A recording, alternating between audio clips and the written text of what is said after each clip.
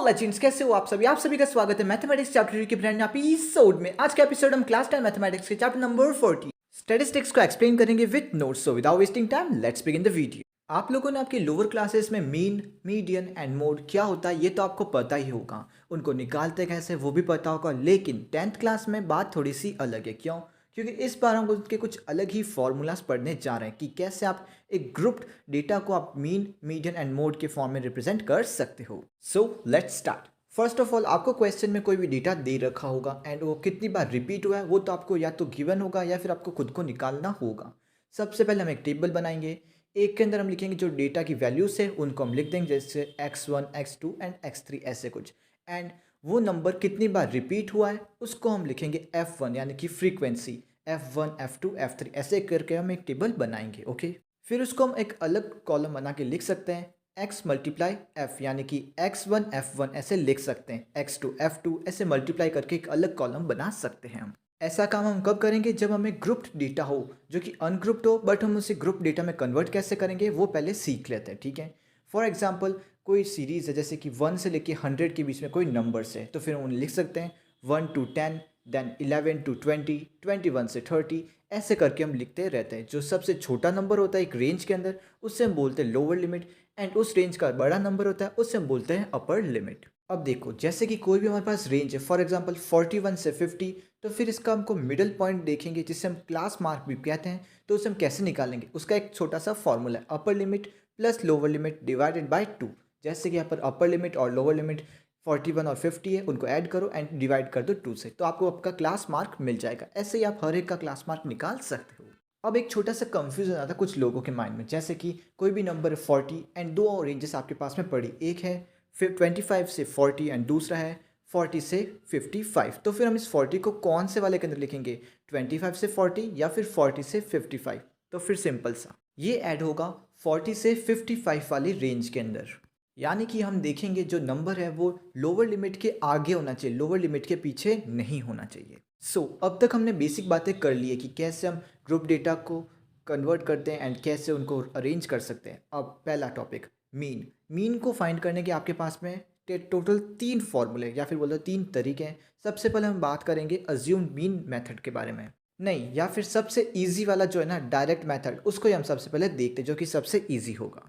ठीक है, इस फर्स्ट मेथड में हम क्या करेंगे, हमें एक टेबल दे रखी होगी या फिर कोई गिवन डेटा होगा, उसमें सबसे पहले हम देखेंगे वैल्यूज़ कौन सी है एंड फ्रीक्वेंसी कौन सी है। टेबल बनाएंगे, लिखेंगे क्लास रेंज, रेंजेस लिख देंगे। दूसरे कॉलम में हम लिखेंगे जितनी भी वैल्यूज है उन सबको लिख देंगे। तीसरे कॉलम में हम लिखेंगे उनकी फ्रीक्वेंसी, ये इंपॉर्टेंट। ठीक है, जितनी भी फ्रीक्वेंसी है ना, पहले उन सारी वैल्यूज़ को ऐड करके एक साइड में रख देना, जिसे हम बोलेंगे summation of F, sigma F लिख सकते हो। ठीक है, उसके बाद हम x मल्टीप्लाई एफ ऐसे हर एक करते करते उनकी एक अलग कॉलम बना देंगे।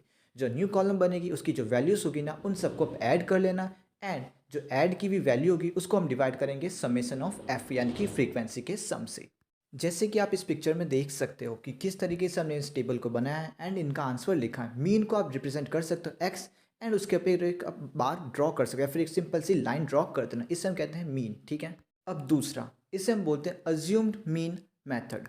फिर से हम उसी क्वेश्चन को लेंगे। ठीक है, इस बार अपन जो एक्स आई वाली जितने भी कॉलम है ना उनमें से आप कोई भी वैल्यू ले लो। फॉर एग्जांपल मैं बीच वाली वैल्यू ले रहा हूँ, ठीक है, एकदम मिडिल वाली, इसको हम बोलेंगे अज्यूम्ड वैल्यू। ठीक है, हमने ए ले लिया, उसके बाद में अपन एक और कॉलम बनाएंगे जिसका होगा डिफरेंस यानी कि डी। इसमें हम क्या करेंगे, जो अपने वैल्यू सिलेक्ट की ना एक्स आई की जितने भी वैल्यूज है उन सबको एक एक करके उस ए से अपन सब्ट्रैक्ट करेंगे एंड जो आंसर बचेगा वो हम डी वाले कॉलम में लिख देंगे। लिख दिया, ठीक है। फिर उसके बाद में एक और कॉलम बनाएंगे, उसमें हम करेंगे फ्रीक्वेंसी मल्टीप्लाई बाय डिफरेंस, इनको मल्टीप्लाई करके अलग कॉलम में इनकी वैल्यूज लिख देना। फिर ये सब करने के बाद आपका फाइनल फॉर्मूला क्या होगा, A plus summation of F multiply by D divided by summation of F, जो फॉर्मूला आप यहाँ पर देख सकते हो।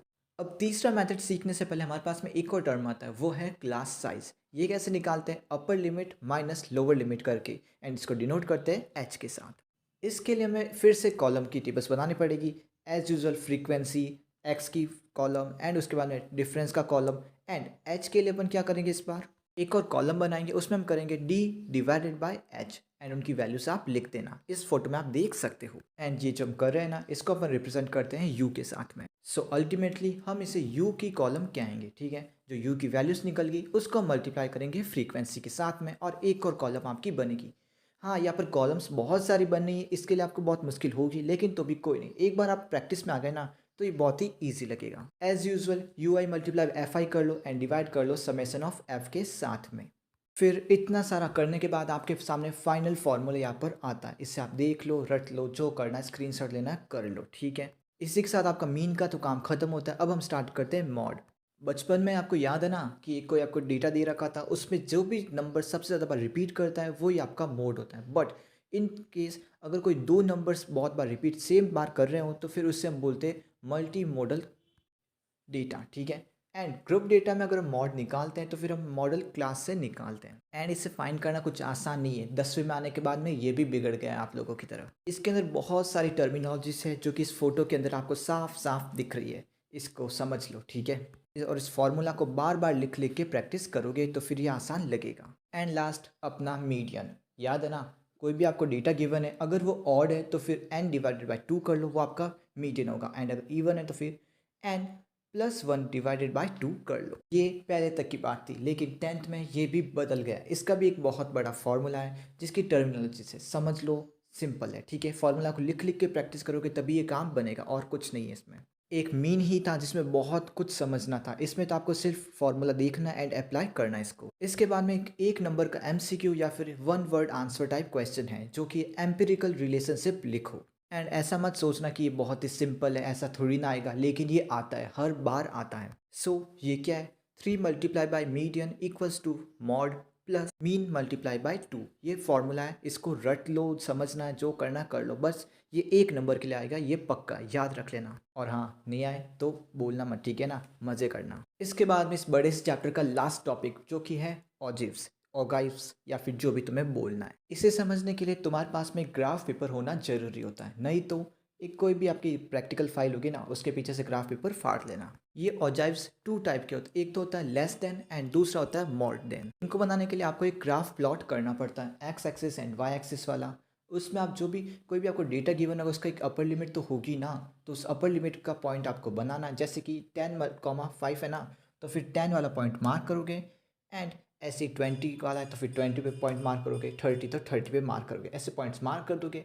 एंड उन सारे पॉइंट्स को जब आप ज्वाइन करोगे ना तो आपको मिलेगी आपकी ऑजाइव या फिर ऑजिव, जो भी बोलते हो। फिर जब आपकी पॉइंट्स मार्क हो जाएगी ना, तब आप देखोगे कि अगर वो नीचे से ऊपर जा रहा है तो फिर वो लेस देन है, एंड अगर ऊपर से नीचे आ रहा है तो वो है मोर देन, ठीक है। Less than and more than ogives तो हो गए, बट जब आप किसी ग्राफ में less than and more than दोनों ऑजाइव्स को एक साथ बनाते हो एक पर्टिकुलर डेटा का, जहाँ पर वो इंटरसेक्ट करते हैं, यानी कि एक पॉइंट जहाँ पर दोनों मिलती है, तो वही आपका मीडियन पॉइंट होगा, ठीक है। इसी के साथ ये बेसिक जितना भी था इस चैप्टर का वो सब मैं बता चुका। फिर भी अगर आपको कन्फ्यूजन हो मॉड और मीडियन में तो फिर आप कमेंट सेक्शन में ज़रूर पूछिएगा, आपके लिए मैं दूसरा वीडियो भी बनाने को तैयार हूँ, बट प्लीज़ कमेंट कीजिएगा। सो गुड बाय लेजेंड्स, मिलते अगले एपिसोड में, तब तक के लिए कोई भी प्रॉब्लम हो, कोई भी डाउट हो, कमेंट बिंदास कर सकते। Good bye legends.